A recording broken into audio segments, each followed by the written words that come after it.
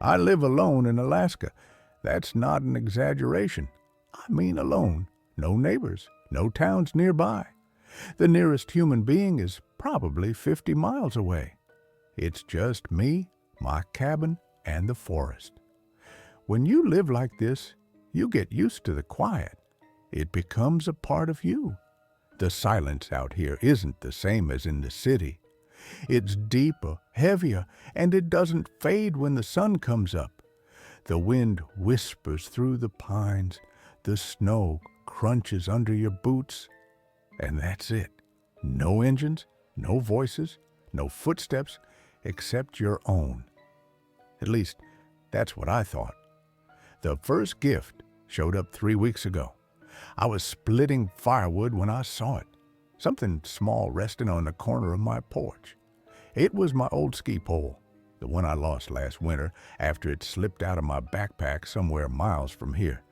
It was clean, no ice, no snow, just leaning there, like someone had propped it up for me to find. I told myself it had been buried under the snow and the thaw had brought it back, even though the snow here hasn't melted once since November.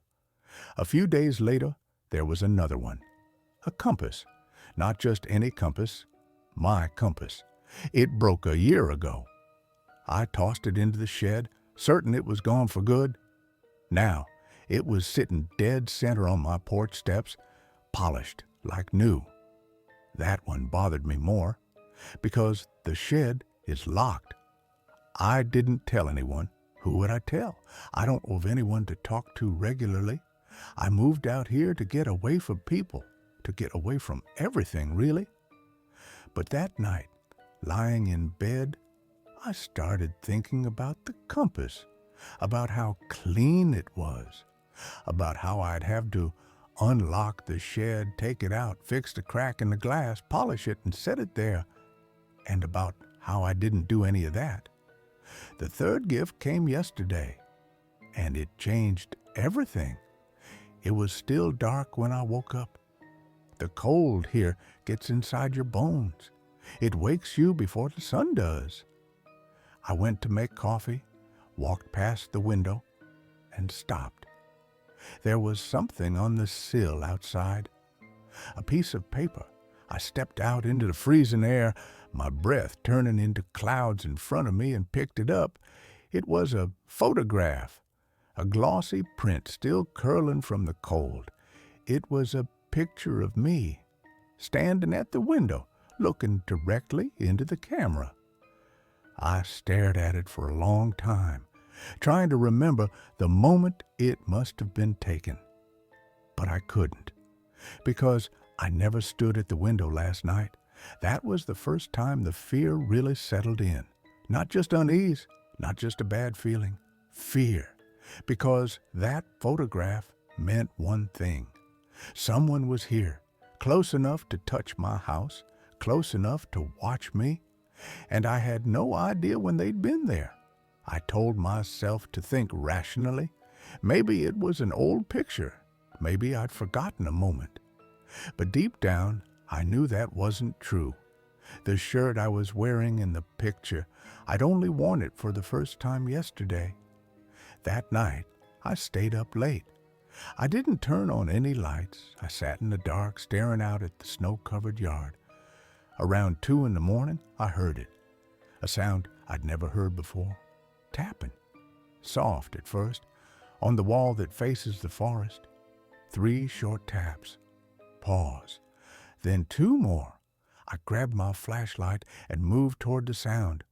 But the moment I got close, it stopped. The next morning, there was another gift. A pendant, small, shaped like a bear's paw, made of metal but warm to the touch, as if someone had just been holding it. The chain had tiny carvings along it, a language I didn't recognize. And in that moment I realized this wasn't random. Whoever was leaving these, they wanted me to know they'd been close, very close. That night, I didn't go to bed. I sat in my chair by the front door, shotgun resting across my lap, waiting. I thought I'd hear them again. I didn't. Instead, at dawn, I found a new gift. This time, it wasn't on the porch. It was inside, on my kitchen table. It was a pine cone, split perfectly in half. Inside, carved into the wood, were more of those strange markings. I felt sick, because there was no sign of a break-in, no footprints inside, no disturbed snow by the door. It was as if it had simply appeared. That's when I started keeping a journal. Every hour, I'd write where I was, what I was doing, what I saw. I hoped I could catch the exact moment something happened. For the next 3 days, nothing. Then on the fourth night, I woke up to a feeling. Not a sound, not a light, just the sense that I wasn't alone. I didn't move at first. I just opened my eyes and saw a shadow standing at the edge of my bed, tall, still. Its head was wrong, too long, like it was bending forward to look at me. I blinked, and it was gone. I told myself it was a dream. I had to believe it was a dream. The next morning, there was no gift, but on the floor by my bed was a single pine needle, fresh, green, from a tree miles into the forest. That was the moment I realized something terrifying. Whoever, whatever this was, they were coming inside while I slept, and they didn't care if I knew any more. That night, I didn't go to bed. I sat in my chair by the front door, shotgun resting across my lap, waiting. I thought I'd hear them again. I didn't. Instead, at dawn, I found a new gift. This time, it wasn't on the porch. It was inside, on my kitchen table. It was a pine cone split perfectly in half. Inside, carved into the wood, were more of those strange markings. I felt sick, because there was no sign of a break-in, no footprints inside, no disturbed snow by the door. It was as if it had simply appeared. That's when I started keeping a journal. Every hour I'd write where I was, what I was doing, what I saw. I hoped I could catch the exact moment something happened. For the next 3 days, nothing. Then on the fourth night, I woke up to a feeling, not a sound, not a light, just the sense that I wasn't alone. I didn't move at first. I just opened my eyes and saw a shadow standing at the edge of my bed, tall, still. Its head was wrong, too long, like it was bending forward to look at me. I blinked, and it was gone. I told myself it was a dream. I had to believe it was a dream. The next morning there was no gift, but on the floor by my bed was a single pine needle, fresh, green, from a tree miles into the forest. That was the moment I realized something terrifying. Whoever, whatever this was, they were coming inside while I slept, and they didn't care if I knew any more. I don't know why I got up. I don't know why I put on my coat and boots and stepped outside into the freezing dark. But I did. The shape was gone, and far away, between the black trunks of the trees, I saw a faint light. I should have gone back inside. I should have locked the door, loaded my shotgun, and waited for sunrise. Instead, I started walking toward it. That night, I learned the truth. Not all of it, but enough to know that what was watching me wasn't human. The snow was falling harder now, the wind cutting through my coat as I stepped off the porch. That faint light between the trees pulsed slowly, almost like it was breathing. Every instinct I had screamed to turn back, but my legs kept moving. The forest at night is a different world. The snow absorbs every sound, and the darkness between the trees feels thicker than the sky above. I kept my eyes fixed on the light, afraid that if I looked away, I'd lose it. It led me deeper and deeper, past places I'd never been, where the snow lay untouched and the trees grew closer together. I don't know how long I walked, maybe 20 minutes, maybe hours. Then I saw it. A clearing, perfectly round, like the trees had been cut away with a blade. In the center was a wooden table, old and cracked, half buried in snow. The light came from a lantern sitting on top of it, and around the table were objects, not random ones. My things, the ski pole, the compass, the pendant, the gloves, even the photograph of me at the window, all laid out neatly in a circle. I stepped closer, my breath catching in my throat. The snow beneath my boots wasn't fresh here. It was trampled, disturbed. Footprints, dozens of them, but none were human.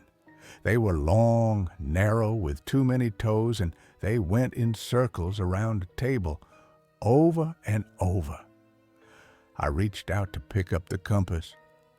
The moment my fingers touched it, I heard something move behind me. I turned slowly. At the edge of the clearing stood a figure, tall, impossibly thin, its arms hanging almost to the ground. Its head was tilted to one side like it was studying me. I couldn't see its face. It was covered by something. A mask? No, not a mask. It was the skull of an animal. Elk, maybe, but too large, the antlers branching like black trees against the snow. It took one step toward me, and I saw its hands, long fingers tipped with black claws, and in one of them it held a small object, a tooth, the same one from the gloves. It dropped the tooth into the snow, never breaking eye contact. Then it pointed at the table. I don't know why, but I understood. It wanted me to sit. Every nerve in my body told me to run, but my legs moved forward anyway. I sat in the chair opposite the lantern, my breath shaking in the cold air. The figure stepped closer into the edge of the lantern light. The antlers seemed to grow taller the nearer it came, its shadow stretching across the snow. It placed something on the table in front of me, a journal, my journal. I opened it. Every page was filled, not in my handwriting, in that same strange script from the carvings. And on the last page, written in English, was one sentence: "When the gifts end, you will take my place." I looked up. The figure was gone. The forest was silent again. Only the lantern still burned. I ran. I didn't care about the compass or the pendant or the journal. I ran through the snow until my cabin came into view, the windows glowing faintly in the dark. It's been 3 days since then. No gifts, no tapping on the walls, no shadow at my bed. But this morning, when I woke up, there was something outside my window, not on the sill, in the snow. Footprints, long, narrow, with too many toes. And they didn't lead away. They led to the front door. I don't know what happens when the gifts stop, but I think I'm about to find out.